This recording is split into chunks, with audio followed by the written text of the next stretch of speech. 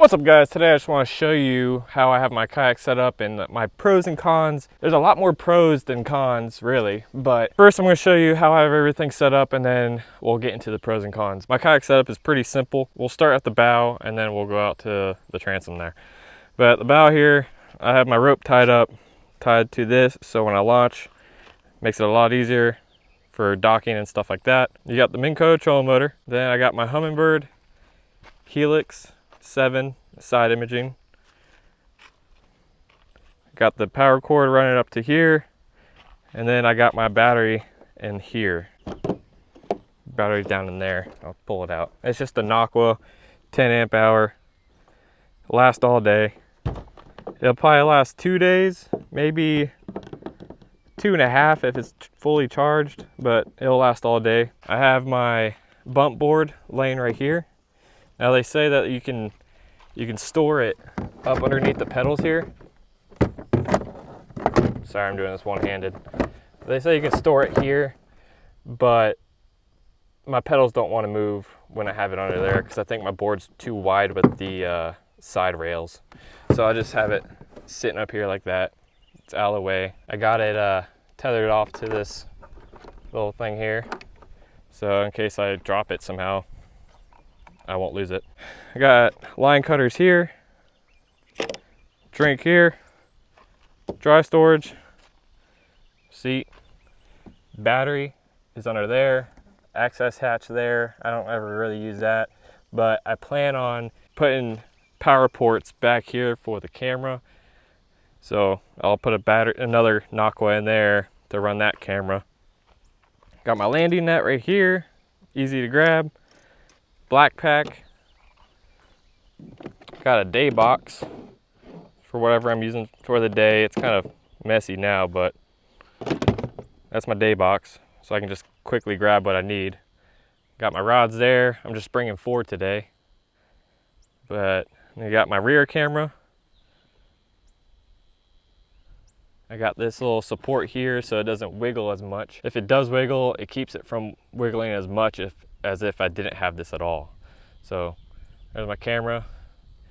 Speaking of camera, this is my front, where I put my front camera. And then I got my paddle here. Dry bag for first aid kit. I got my drone in there and whatever else, like extra batteries and stuff like that. I just want to keep dry because that's one of the cons of this thing is there's hardly any dry storage big enough. Like this is a tiny little hatch and it's kind of hard to get to on the water, but we'll get into that more. And then the rudder, and then this is where I put my safety flag. So nothing really that crazy. I mean, it's on a trailer, as you can tell. But yeah, nothing that crazy. It's pretty simple. I like having my kayaks nice and simple so I don't have a lot to deal with. This is probably the most it's going to get. It's probably there. I'm not really going to add much more besides a power port right down in here. I'm going to put a power port right there, run a line up here so that can stay powered instead of using this housing, because that housing is pretty heavy and it makes it wiggle more. And with a battery, I'll have more power for a longer period of time. And then I'm going to run that same battery wire up here, come through here to power this one, so I don't have this thing dangling around everywhere. But yeah, that's really it. There's nothing crazy. But let's get into the pros and cons of this thing. Okay, so the pros, as you can tell, I'm going into it. I'm heading straight into the wind, which is about 10 to 15, maybe 20 mile an hour winds. And I don't have to work for it. The trolling motor is just taking me along. That's a pro. I mean, I ought to be dead tired by the time I get to the end of this canal and to get to fishable water. There's that. That just basically almost blows everything else out of the water. Pro number 2, I could stand up and flip. Any kind of grass line, pad line, I can just stand up and work that line and flip all kinds of different things. Going against the wind, going with the wind. I have my remote right here on my belt loop, and I just flip, move along, you know, just tell it where to go. It is kind of difficult to flip with the wind, going with the wind and trying to control this. I find it a lot easier going against the wind and flipping and controlling the boat that way. Everything just seems to line up a lot better, and instead of the wind like pushing the back end of the boat out away from where I want to go. So that's pro number 2. I don't have a number of how many pros, but I'm just listing them out. Another pro, nice open cockpit area right here. I can measure my fish.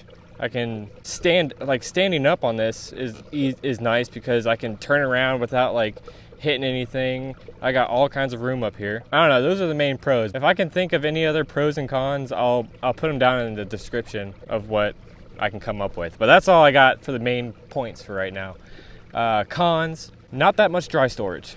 You got that little hatch that's way up there at the front, and you're not really storing anything up there. That's mainly just to access the wiring for the trolling motor and a little battery like I have up there for this. That's just mainly just that access hatch. It's not really meant for storage because it's kind of hard to get to if I need to get to something quick because the trolling motor's in the way, but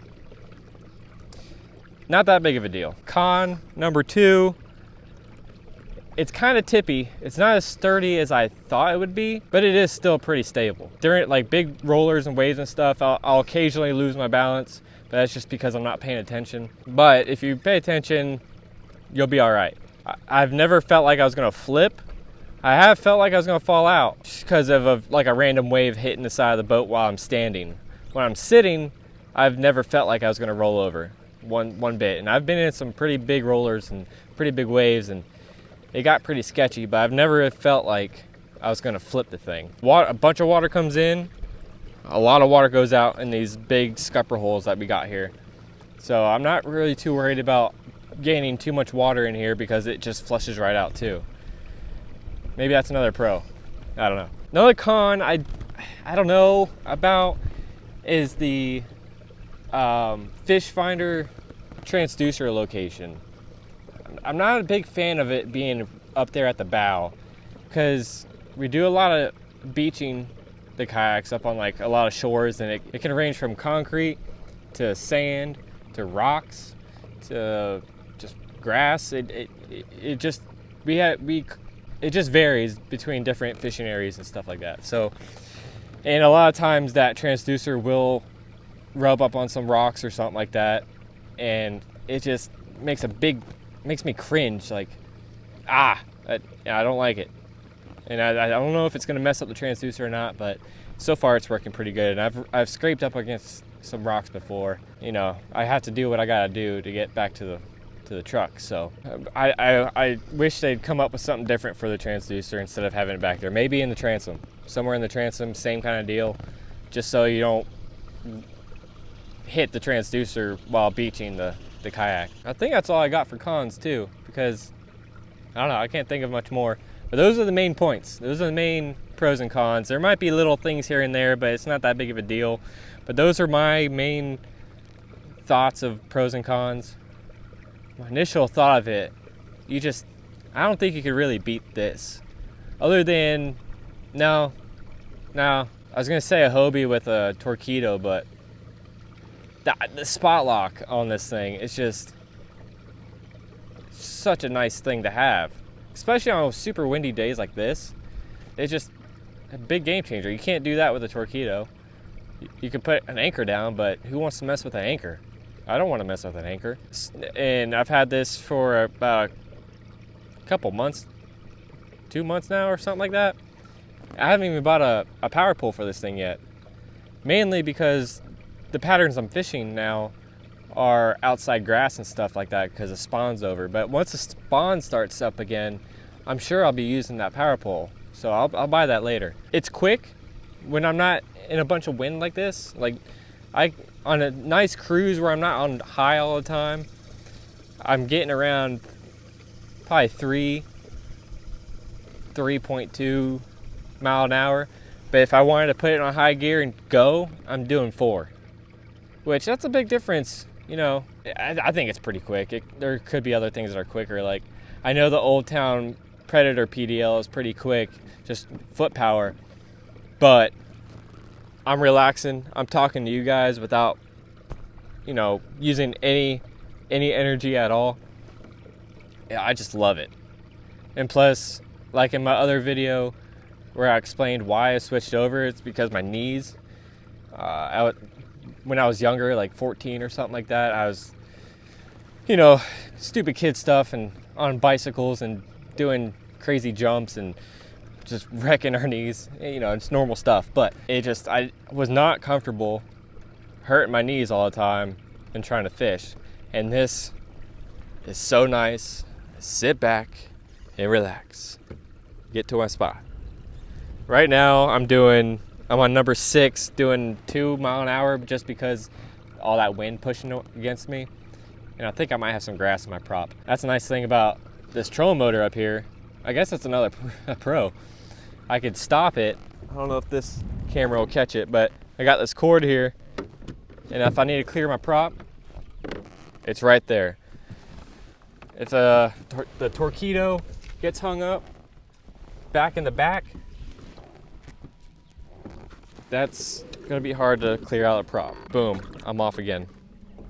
So it's that simple. If I can think of more stuff, I'll probably make another video. But if you guys have any questions about this kayak, leave a comment down below, ask away, and I will get back to you guys. Anyways, I hope you guys enjoyed this video. I hope you did. If you did, leave a like on the bottom, subscribe if you've not subscribed yet, and I'll catch you in the next one. Peace.